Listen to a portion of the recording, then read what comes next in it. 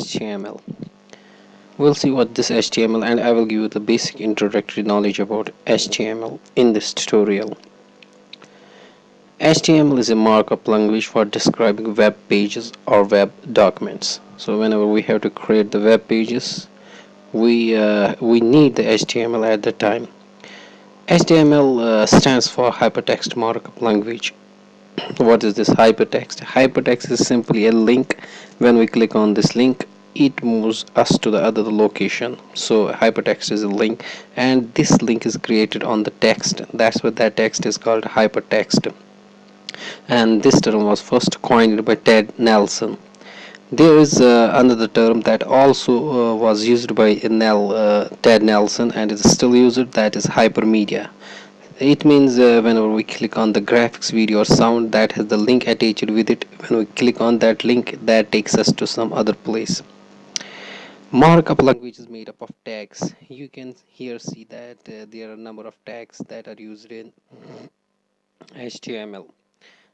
These tags has a special importance in HTML because through the help of these tags we create the web pages. See, there's B tags.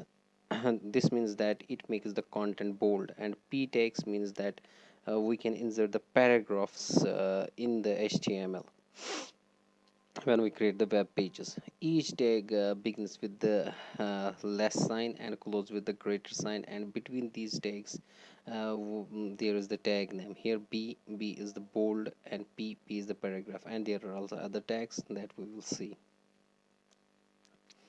HTML tags.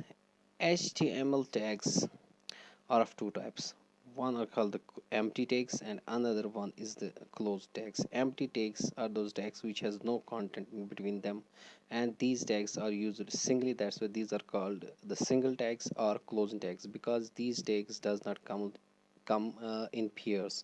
And closed tags are those tags which comes in pairs, means that these tags always come in pairs, and these tags are particularly designed for the contents, means that we have to include the contents between these tags, pair tags. Here you can see the B and B tag. Each pair tag has the opening tag and the closing tag, and in between these tags we use the content. We'll see that later on. So there are two types of tags which you have to remember: empty tags and closed tags. Closed tags is designed for the content, and empty tags, these doesn't come in the pairs, and these are used singly. Like to insert the new line in the web page, we use the BR tag. That's an example here. What is hypertext? As I have already told you that hypertext is text. When we click on it, it is a link to other location. I will give you an example. See here, we see mostly this on the web pages. Click here is a word here. When I click on it, this is a hypertext. How do we know that? Because when I take the mouse cursor here, the mouse changes to the hand icon, and if I click on it, it will move us to another location. See, I will click here, and it has taken us to other location. So we can say that that click here is a hypertext, and that was the link to this slide. And this is hypermedia. How do we know that? When we move our cursor there, this changed into hand icon, and if I click on it, it will move us to the another location, or it will take us to another location. See, I click it on it, took us to the another location. So we can say that this graphic here acts as a hypermedia. We'll see what is the basic structure of HTML. In HTML there are hundreds of tags, but these are the important tags which we have to memorize, because we will use them more often. HTML begins with the HTML tag. This is called the opening tag, and the HTML will close with this tag. This is called the closing tag. So we can say the HTML is a pair tag and closing, and this is the closing tag of the HTML. And in between these HTML tags comes the other tags like head tag, title tag, and in between these tags we use the contents, and body tag, head tag, and there are other tags as well, but these are the important tags that we have to always use whenever we have to create the web pages. So we'll move to the next slide. So what type of editors do we require to create the web pages? There are many types of editors available, like text editors. Notepad is one of the type of editors that you often see in the Windows machines, and you don't have to install these types of editors. That those are available whenever you install the operating system in your machines. Text editors are available, but there are other types of editors as well, like Notepad++, Coffee Cup, HTML editors, extra and extra. These editors have more features as compared to these types of editors which are already in our system. So in my tutorials I will use Notepad++ because it has more features as compared to Notepad.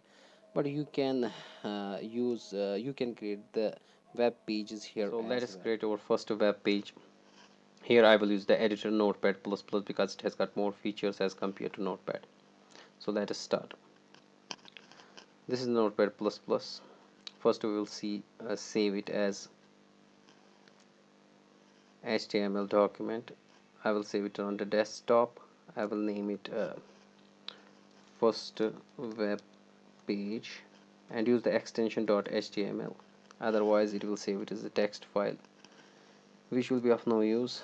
See, the first web page is created and it will be uploaded through Mozilla Firefox.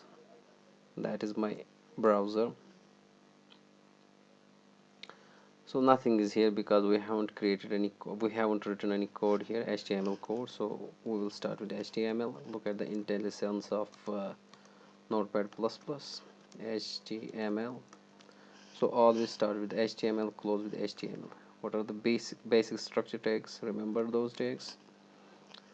And after this we have to use the head and title, and we will close the title with title tag, and after this we will close the head with head tag, and after this we will use the body tag, basic structure tag, and the body tag. Now we will save it. Control S. We will see whether it will bring any changes here or not. No changes here because we haven't used any content here. So if we will use our first content, we will write the content between the title tags because these are the peer tags and we have to use the content. That's why they are meant for. We'll write here my first web page and we will save it. Control S. We will see whether it will bring any changes in our to our browser or not, to our web page or not. Yes, obviously it has changed the title of our web page, my first web page, because we have used here the my first web page in the title, and the title of our page is changed. Now we will use another tag which is called the paragraph tag. This is my first web page and I will close it with p tag. I will save it and I will refresh it. See, this is my first save. Bingo. So we have created our first simple web page. And these HTML tags are case insensitive, means that if I use here capital title T capital and I use here on P capital and I will use here mixed case BOD capital Y small, and I will save it. We will see whether it will create any type of error in our web page or not. No errors because this HTML is case insensitive. Remember this is very important. Don't forget to subscribe. Thanks for watching.